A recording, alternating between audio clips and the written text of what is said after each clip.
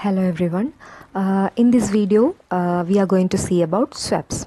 Swap is an agreement between two counterparties. Counterparties means like A and B. A is against B, B is against A, like two different parties.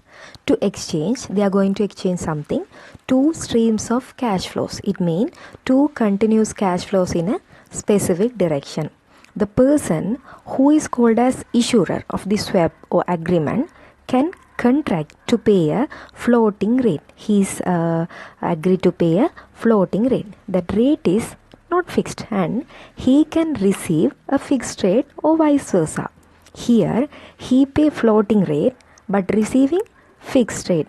So these are the things we saw here. Next one is types of swaps.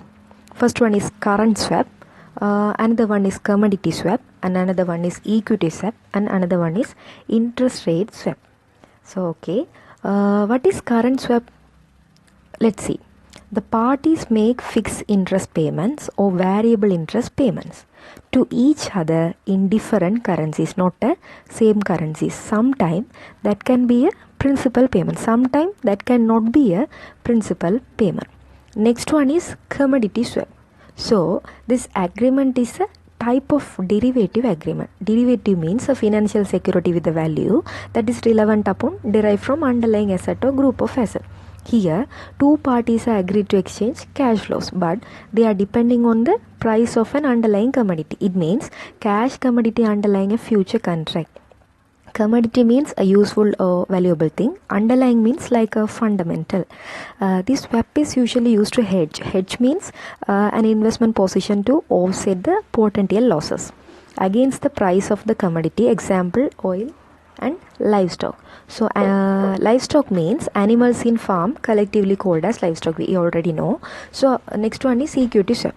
So here one of the two parties make payments, so that payment is determined by the price of the stock and value of a stock portfolio.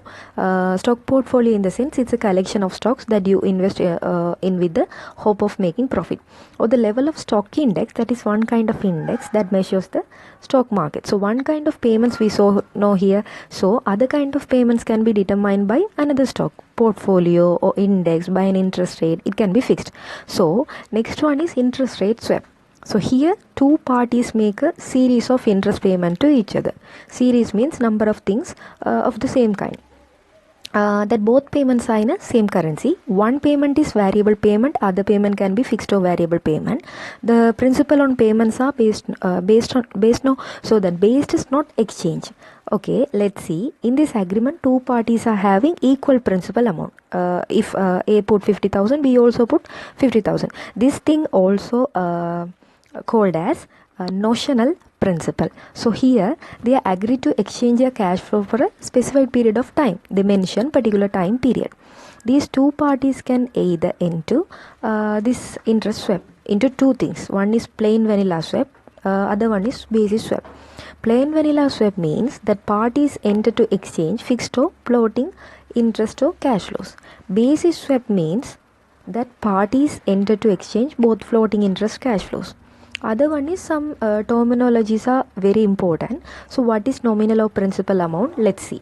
For this amount we are calculating the interest. This amount is generally not changed over the full time of this contract or swaps. Most of the interest rate swaps are single currency.